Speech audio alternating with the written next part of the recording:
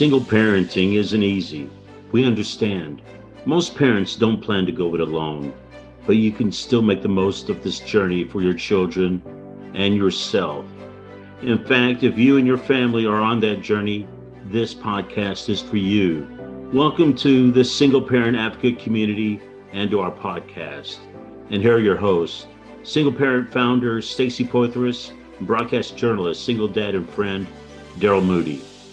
Hello to you, wherever you are. Thank you once again for joining us. This is the Single Parent Advocate podcast. I am your host, Daryl Moody, joining you from my home studios in Orlando. And you can't see it, but we've got a guest for you this week. We're really excited. Stacy is there at the SPA studios there in Dallas. A special thank you to the Venture X at Louisville folks, the Realm at Castle Hills.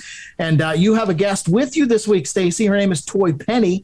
She is a luxury well-being strategist, an author, and the creator of the Love You More method. We'll get into that in a few minutes. But Stacy, catch us up to date on all the good work you're doing there with Single Parent Advocate. I know the golf tournament was a smashing success, but now we've got to turn our attention towards Mother's Day, which is bearing down on us just a few weeks away. Tell us what you've been working on. Absolutely. Well, first of all, huge thanks to all of our sponsors, volunteers, anybody that had anything to do with our inaugural golf event. It was awesome. And we're going to do it again. We're planning on National Single Parent Day in March of 2023. Plans are already in the works for that as well. But looking at Mother's Day, we have invitations out to families, single mothers from North Texas, and everybody's signing up to come to a Tea and Tiaras luncheon that we're going to be hosting in the North Dallas area.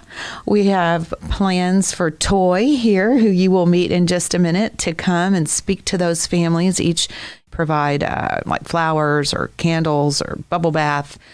And we're really in the middle of making all of that come together, and it's going to be a beautiful day. Do you have any immediate needs for volunteers, or if folks want to support the Mother's Day effort, how can they get involved? Yeah, absolutely. Mother's Day is a special time. It's really one of the only times that we really do outreach.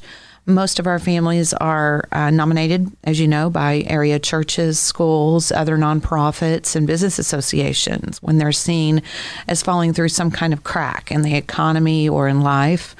And on Mother's Day, we welcome single mothers and anybody that is in our current population, or if they want to bring a friend, or if they want to bring their own mom. We really just all gather and celebrate motherhood and single motherhood. So if anybody wants to volunteer, we can have you sign up online. There's a sign up on singleparentadvocate.org. You go to the volunteer tab, and if you fill that out, I'll get an email and reach out to you and put you to work. As far as donations and things like that go, we're really kind of still looking for people to help underwrite the purchase of carnations. Carnations is the flower of Mother's Day, if you didn't know.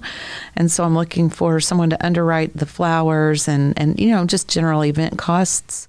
We're going to have a DJ there. Of course, Toye's going to be speaking, and we invested in her book. She's given us a really great low price, and we're very grateful for that, but we still do have to make that payment, so donations at singleparentadvocate.org, and then there's a donate tab, and it should be pretty easy to help support Mother's Day. We would really appreciate it, and so would each of the families. Another element that I'm working on is making sure each family goes home with a box of food.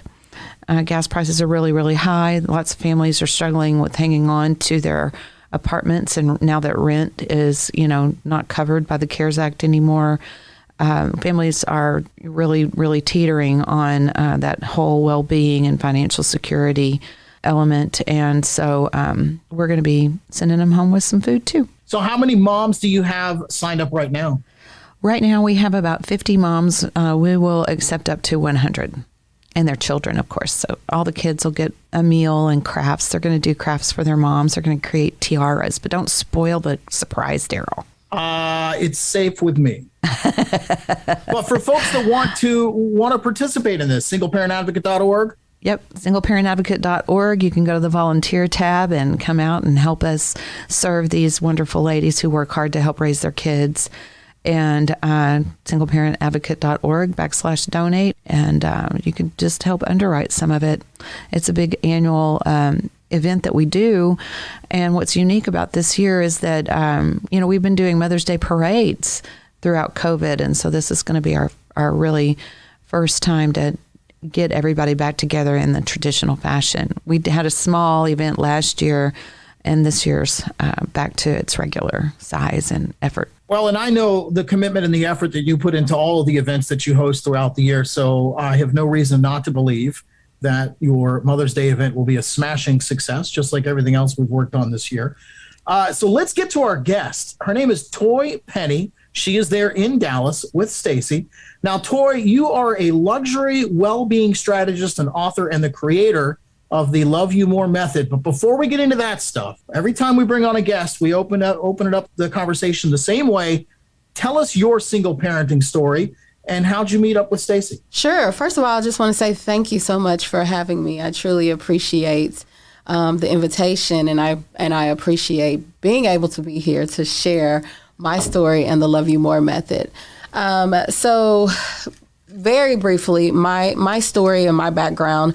My mother passed away of lupus when I was about 9 years old. My father was not present in my life until I was about 18. I was sexually abused at 13, and I became a teenage mom by the age of 16, had her 1 week into my 17th birthday. And so, as you know, teenage moms, I was single. And so I knew that I wanted to up-level and provide for my daughter. I just didn't know how that was going to look. Long story short, y'all, I found myself at the right place at the right time, where I became the CEO and owner of a high-end luxury day spa.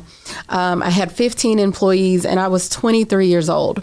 And I was a single mom. And I started working there when I was about 19, and the owner came to me and asked me if I wanted to buy the place. And so as I was running this place, successfully running this place, I was financially secure. I was financially flexible.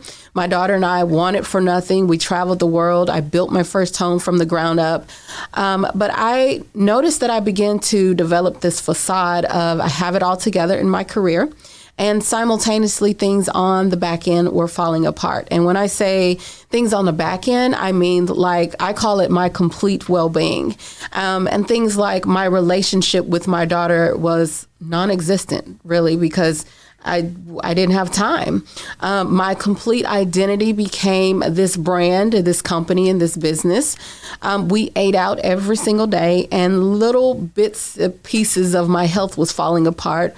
Also, my mental load was just like, it was all over the place.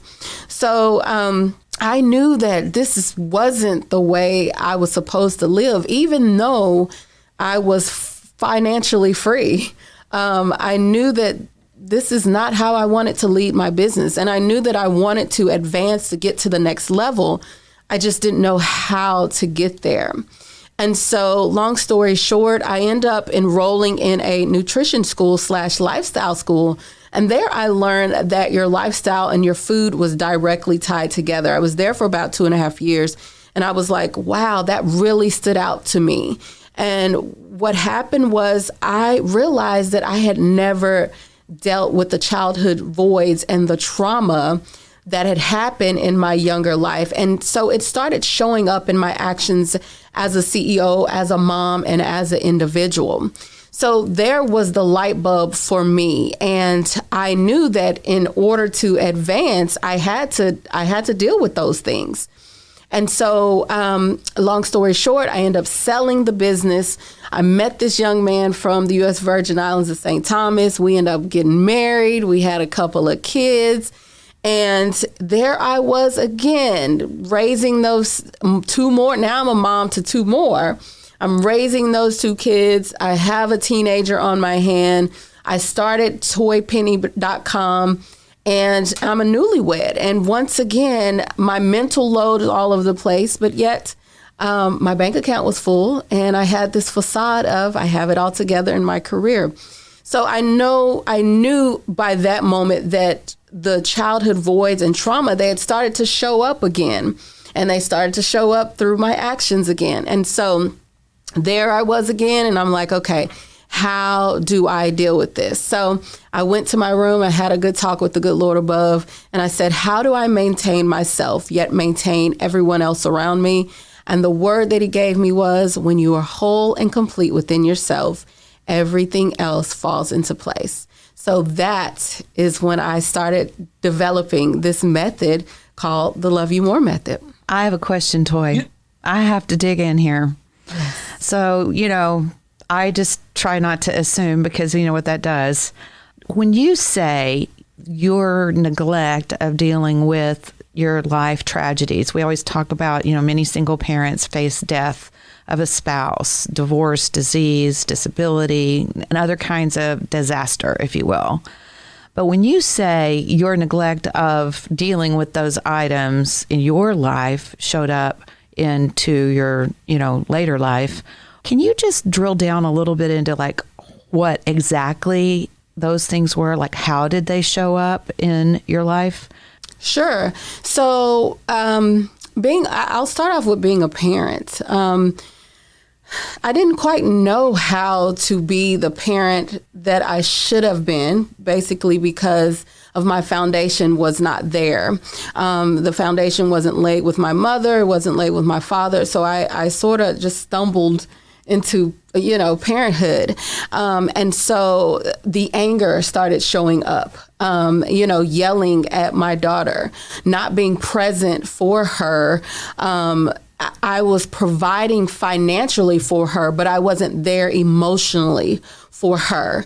And I didn't realize that until later when the light bulb went off, that I was the provider, but I wasn't truly, providing the emotional substance that she needed in order to advance in her life as well. And so I was missing out on that. We was eating out every single day.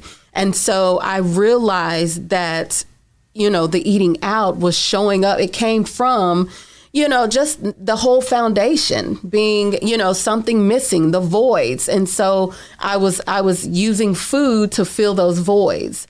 I was also, I was dating here and there, had sex, with different dudes here and there. And so it showed up. It was the missing piece. All of those voids had not been quite healed, and they started manifesting in my actions. So that's what I mean by showing up. Right. So the decisions you were making to eat out all the time, really, you weren't eating out. Like, I think you can eat out and still eat healthy, right? But you're saying you were eating out and maybe spending too much money, or not having quality time cooking with your daughter, or she's not having those kinds of memories. And maybe you're not eating out healthy. Correct. Okay. Correct. Well, I wanted to jump in and really my question probably goes a little before what you were getting into, Stacey, but I've talked about this a lot in my own personal life. I feel like when you're measuring your level of success, whatever that is, I mean, you can make $1 million a year, drive a nice car, live in a nice house, but if you don't have good interpersonal relationships, if you don't have people who care about you, if you don't have people that you're close to, are you really successful? Yeah, I completely agree. I don't think you are. I honestly, I don't think you are. I believe that, a lot of us are out here chasing the wealth, and that's what we're taught to do. And we're taught to build the generational wealth. But you're not successful to me unless you are building generational well-being. When you can set that example for others. And when I say example, I mean, a real true leadership example, an example of love. The example you used was your relationship with your oldest daughter. Exactly. I mean, if you don't have a good relationship with your kids, who cares what you make? Who cares what you drive? Who cares what you own? They don't even care. Yeah, that's right. They don't care, because what they need is your time. Yeah. So we're thinking we're pleasing them in another way. Oh, look, you got the house, you got the car, you're in the best of schools, you got the best of clothes and all. They don't care about that.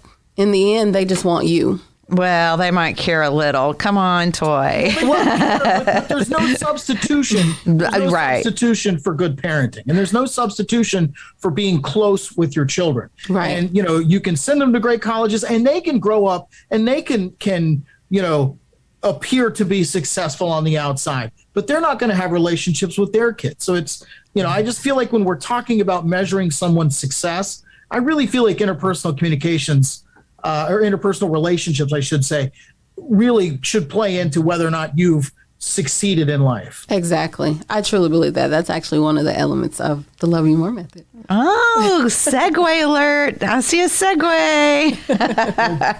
Carry us over there, Stacy. Okay, so we were going to drill down, and I'm super excited that we're doing this. So everybody, hit record, grab a pencil, because Toye has agreed to share Cliff Notes from her book and from her Love You More method for the benefit of our community.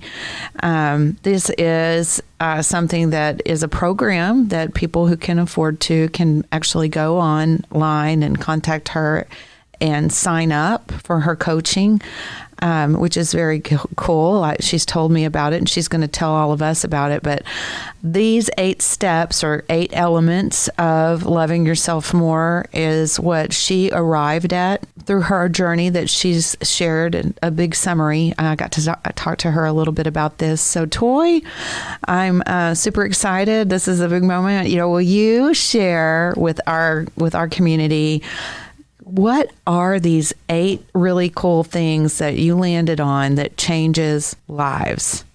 Sure, most definitely.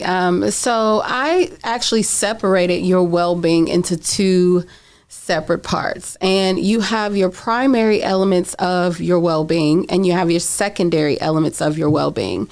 Now, your primary elements, they nourish you, but they don't come on your plate.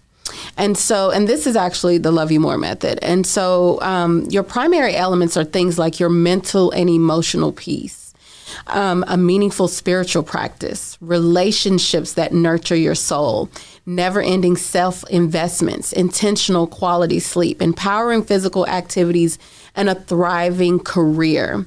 Now, your secondary elements of your well-being is the foods that advance your well-being, and those should be in alignment with you and your body. So if you are overindulging on your primary elements of your well-being, then you tend to underindulge on your secondary elements of your well-being, and vice versa. So when we get into talking about how your coaching goes, you had mentioned the other day when we were kind of preparing for today about how you go about analyzing and taking a look at someone's secondary well-being elements. And, maybe you want to talk a little bit about, if someone was to become coached by you, what would that look like? Like, what would the process look like? Sure. So along with the Love You More method and my love, my accountability, the support, the methodology, I also provide the science behind it. And so I think that's very important. And so we also include a food sensitivity test. We include a gut health test, a sleep test, and a blood type test. And then we also include a Ninja Foodie multi-cooker. So when we get to the actual secondary portion of the well-being program, then I actually spend the day with you. I give you a cooking class with the Ninja Foodie. I give you a pantry declutter, and I give you a shopping tour so that you can understand how to quickly get in and get out of the grocery store. And when we get to the secondary elements, I think that the food sensitivity test is super important. I know. The food sensitivity test, the gut health test, all of it plays a huge part. But the food sensitivity test is so that we can figure out the foods that you are eating every single day that your body is not in alignment with your body. And so when you're eating these foods, it's actually taking you away from your purpose. It's taking you away from your purpose, your calling, your children. It's slowly killing you. And so what works for Sally Mae may not work for Jenny, and so that's why the food sensitivity test is super important. And so we want to get to the root cause of the problem. And when you say there's a problem, you're talking about somebody who is working, raising their children, trying to take care of their household, and they're coming up short either by elements of, anger, tiredness, depression, possibly, different things like that. So when you have a food sensitivity test, let's just say, have you ever had an example where it was really surprising with somebody that you worked with? Sure. So I had one young woman. She took the food sensitivity test, and she was sensitive to cinnamon. So different things, like if she was eating, she was highly sensitive, like highly. So if she went to Starbucks, and she had a cinnamon latte, she did not know that every single day that cinnamon was creating inflammation within her body, which then raises her chances of cancer, raises her chances of autoimmune diseases, and just all of those things. And so we need to know these things. As we're eating, and we think it's something simple, something simple as cinnamon, but cinnamon could, it could heal me, but it could kill someone else. Or definitely impair them a little, yeah. Yeah. And then the other thing, you talked about getting, knowing your blood type and that element. What's so important about the blood type? Can you kind of dive into that just a little bit? Sure. So the blood type, I use that for the workouts when we go to empowering physical activities, as we're diving into that. A lot of us are, going with these fads and the Peloton and just all of those things. We should work out everything should be in alignment. Let me put it this way. Everything should be in alignment with you. And a lot of us are, seeing these commercials and seeing what's in and what's out and what's new. And really we should be working out according to our body.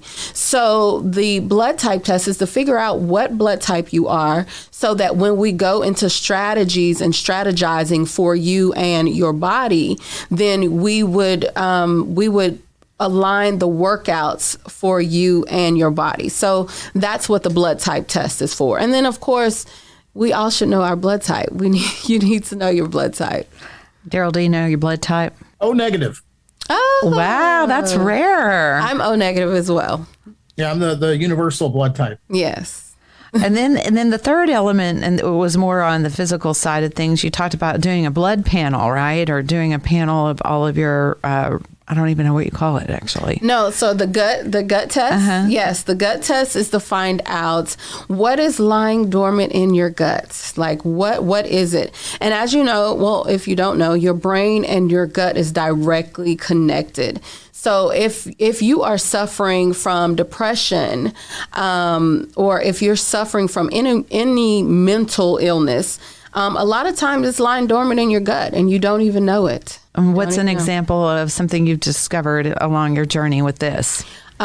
So an overgrowth of yeast. This might be too much information. No, we want to hear it. We want to hear it. But I had a client who had constant yeast infections, like constant, and she didn't understand why. And so, and it happened right after her last child, and she didn't understand why she had these constant yeast infections. We did the gut health test, and she had an overgrowth of yeast in her gut. So we had to go in and start healing that and start fixing that. That's really, really awesome. That affect her mental health? That didn't really affect her mental health, but that was something that was just showing up that we saw. This particular client, she didn't have any, mental health issues. She had some other things that was going on, but that's just.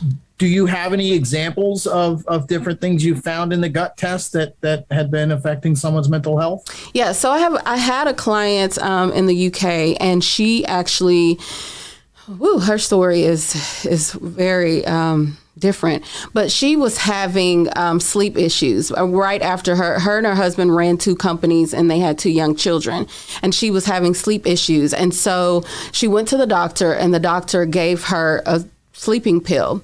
And so, of course it put her to sleep, but then it also started making her hallucinate. And so she started hallucinating, and what happened was they took her away from her newborn baby, and put her in a crazy home. And so she was there for about 2 months. And so she was labeled schizophrenic. And once she was labeled schizophrenic, after this, she was just really trying to put her life together. So she was having constant nightmares and mentally, just breaking down. She was depressed and just all of these things because of trauma that she hadn't healed from, being in this crazy home. And so once we did the test, we figured out, because she was in the UK, we couldn't do a gut health test. So we had to do a brain test. And so we started figuring things out, and it was very simple. All of her levels were low. Her glutamate levels were low. All of her serotonin levels were low. Everything was really low. So, and all of that is direct in connection with your sleep. And so all of those was really low. We started working to heal those, and then we had to go address the issue back at the hospital. We had to go address that because she had been avoiding that this whole time. And so once we did that, we got the levels back up. She was able to sleep. She was, less angry and yelling at her kids. And now she was more productive in her business. It's amazing to kind of put all these pieces together, body, mind, and spirit, we're all connected. I know I'm saying an oversimplified way, but, I never, and probably many of the parents in our community probably never have thought about having or know how to have access to these types of tests. I would imagine that you have to use your insurance to go and ask, for these kinds of tests to be done. A lot of these tests aren't being provided. They aren't provided, especially, at the doctors. And if you do, you have to keep asking and keep asking and keep asking. And just like the example of my client, it was a misdiagnosis. She's labeled schizophrenic for the rest of her life when they were just, they gave her a pill, instead of getting to the root of the issue. It's a pill that she reacted negatively to. Exactly. Yeah. Exactly. Well, I think that, Toye, there's so much that you have brought to light. I think, one of the things you and I agreed on, and Daryl too, is, we wanted you to be able to speak directly to parents and speak to them about how you might recommend them take care of themselves, or share words of wisdom that if you were a single mom or a single dad out there and you heard this podcast and everything sounds really, really great,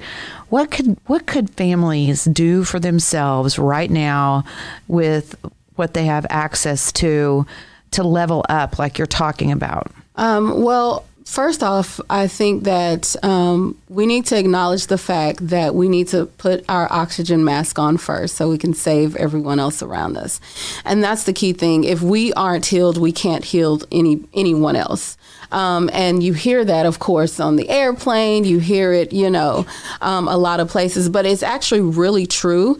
And a lot of us brush over that. Like, people like, what does that actually mean? Like, what is that? What is putting your oxygen mask on first? And so that's why I've created the Love You More method, because it is your oxygen mask that you need in different areas, and we all need that. So the first thing is to put your oxygen mask on first. Whatever it is that you haven't healed, your trauma, your old trauma, your self-inflicted trauma, whatever it is that you have not healed, let's address it. Let's stop pushing it up under the rug, because hurt parents bring on more hurt people. And if you're a parent, you're a leader. You're a leader. Whether you want to acknowledge that or not, you are a leader. And so the things that you are doing, you are passing that along to your children unknowingly or knowingly. So that's the first thing, is to put your oxygen mask on first. And let's start healing these traumas and these issues so that we won't continue passing it along, or it won't show up. It won't continuously showing up in our parenting, in our anger and all of these things. What's number 2, Toye? I'm waiting. Oh, and number 2 is The things that will, I'm just going to say this, and I'm just going to be frank with it. You are a bad steward over your life if you are continuously doing things that will potentially take you away from your children and society. And what I mean by that is, I know that we all go through things. I don't care how much money you have. I don't care how much money you don't have. We all go through things. But we try to fill those voids with alcohol or gambling or sex or drugs or whatever it is. But if you are continuously doing things that will potentially take you away from society and your family, let's stop it now. Let's acknowledge it and let's stop it. That's a tall order for some folks, isn't it? Ooh. It's rough, but we all got to do the work. I like the way you said that, though. If you're going to engage in something that could potentially take you away from the ones you love, that seems justification enough to not do it. Let's stop it. And as y'all know, I grew up without my mother.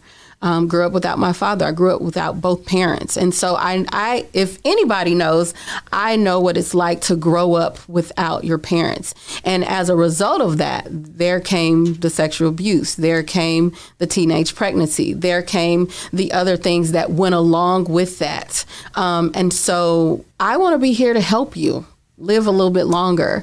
No one knows the time or the date, but a lot of these things are preventable. And if there was a third element, let's just say we have put the oxygen mask on ourselves. We've tried to address our old baggage, if you will, and gotten it under a place of healing where it's no longer weighing us down or weighing our families down. Then we're taking care of our habits, right? Mm-hmm. Taking care of healthy habits. And then what would you say the third factor would be, Toye? So I want to address, there's a lot of factors, but I do want to address the food. That's important. And I do want to say that, a lot of times we don't know what we're putting in our bodies. We're just eating, we think that we're eating healthy, but we're really not eating healthy. And actually, no one knows what eating healthy is. It's so much information out there. But I do want to say, get you at least a green every single day, a dark leafy green every single day. I don't care if you put it in your eggs or in your smoothies or on your hamburger, and not something that you grew up. Eat your broccoli, eat your Brussels sprouts. Get you a dark leafy green and eat that every single day and watch your mood change. Watch how your energy level change. Just watch it. Is that peas? Can I have peas, please? That's not dark leafy. Oh, okay. So what's dark leafy? So something red. Collards. Yeah, collards or red chard. Kale, red chard. Kale is, everybody knows kale, but try to get something different. Try to get something that no one talks about. And spinach? You can get spinach, but okay, start with red chard. Red chard. Red chard. I don't even know where to get that. Red chard. A Kroger? Just a grocery store? Kroger have it. Sprouts has it. Whole Foods have it. All right. You're going to have to give me a tip. Yeah. How in the world? Let's say I find red chard. How do I cook it? Oh, wow. It's so simple. Get you a skillet or get you the Ninja Foodie. Get you some olive oil, put it in there, heat the skillet, and just put the red chard in there. You don't even have to chop it up. All you just do is tear it up. Just tear it up like you're tearing up a piece of paper and throw it in there. Get you a wooden spoon, toss it up, a little salt and pepper, boom. And it tastes good? So yummy. Yummy. What and you can even throw some cheese on there, or you can put it on a burger. You can put it in anything. Pizza. I make it with pizzas. Smoothies? Can we just drill it up into, like, if we're not a red chard person, but we're going to take your word for it. We're going to eat some red chard. We can just blend it up with some peanut butter in a smoothie. Mm-hmm. Put it in a smoothie. Is peanut butter legal? Peanut butter is I don't know. I can't say because I don't know what your body is. But it depends. It depends. But if you've been eating peanut butter, go right on ahead. Eat your peanut butter and your red chard. So I noticed in your book you have a lot of recipes. Mm-hmm. A lot of things, from, just food being a part of your life. And I thought maybe you might want to talk a little bit about your philosophy as it relates to developing recipes and cooking and even grocery shopping. A lot of people are pinched. The groceries are expensive and on the rise, just like gasoline right now. So everybody's kind of feeling the squeeze. Eating healthy on a dime, is certainly difficult. The foods that are not good for us are the ones we can afford a lot of times. So maybe you could talk about, some affordable recipes and some grocery shopping tips that help everybody figure out how to make this kind of change. Sure. So I always go to. I think I have this one in the book. It's a kale salad. It's a balsamic kale salad. And so what's really good, of course, is you always want to eat, the different colors. You've heard that before. You want to eat, the rainbows, the yellow, because whether you know it or not, each color represents something, and each color will benefit you and your body in a different way. So you want to eat from the different colors. So you can do very simple 5-minute. Here's a 5-minute recipe. You get you some kale, of course, you'll get some red bell peppers, green bell peppers, yellow bell peppers. You'll get you a skillet or the Ninja Foodie, get you some olive oil, heat the pan up, saute it, put it all together. You can put some mushrooms in there and some onions as well. Put it all together. You saute all of that for about 5 minutes. Put some salt and pepper on there. Boom. That's your whole meal. And then when you finish, you put some Asiago cheese on the top. It can be vegan or whatever is your preference.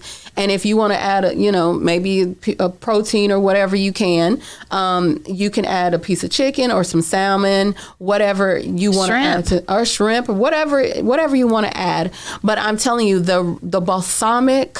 Oh, we forgot the balsamic. That's the main part. So after you saute all of that, you put a little bit of balsamic vinegar in there, and y'all, that's the whole meal. You don't even need protein. You don't even need any. That's the whole meal, and it's so yummy. All right, I got to ask the big question. What about dessert? Oh my goodness, dessert is so good. And I mentioned this one in the book as well. My kiddos, now my 2 youngest ones are 4 years old and 6 years old. I have 3 daughters. My oldest is now 22, and we often make zucchini chocolate cake. And so it's a chocolate cake. It's vegan. It's gluten-free, dairy-free, all of those things. But we throw the zucchini in there, and you bake it for about 20 minutes. There's a mixture. You can get it at Whole Foods. You put it in there, and that's it. You put some. We use pea milk, so you put the pea milk in there. I knew peas were going to be involved somewhere. I know, right? You did say peas. So you put the pea milk in there, you whip it all together, y'all. Put the zucchini in there, and you have a whole zucchini chocolate cake. Hey, maybe you can sponsor some zucchini chocolate cake for our tea party we're going to have for Mother's Day, huh? That sounds lovely. I might be able to do that. Hook us up on that. Yes, I might be able to do that. Well, Toye, I just really want to thank you for being here with us. I want everybody to get to know her and listen to what she has to say about dealing with our baggage, dealing with our bodies, and turning around and creating a positive and productive legacy for our kids that we, maybe wouldn't have otherwise. Daryl, what do you think about all this? Do you like peas and zucchini? I love all vegetables. There isn't really. I was trying to think of something like I love Brussels sprouts. I eat just about anything but beets on a salad. So I'm pretty good about the veggies. I'll eat Daryl's beets. Oh yeah. Now I was just going to say I've got collards and kale growing in my garden. So okay, awesome. I'll be cooking that stuff up here pretty soon. Okay, good. Send me a picture. Absolutely. Yes. And folks, if you want to connect with Toye, her website is toyepenny.com. That's TOYE Penny, PENNY.com. Yes. So toyepenny.com if you want to connect to her. Yes. Absolutely. And then anybody come into our Mother's Day gathering, we will have her there. Hopefully she'll deliver on her promise about the zucchini chocolate cake. I don't know. I'm getting eyebrows here. Yeah. And well, you've already put her on record, so she's got to do it now. I know, right? Okay. One last thing, Toye. Mm-hmm. We're going to close with your message for single parents and their kids. What would you say? Mm-hmm. What are your words of wisdom? My words of wisdom: when you are whole and complete within yourself, everything else will fall into place. Thank you so much for joining us. Thank you for having me.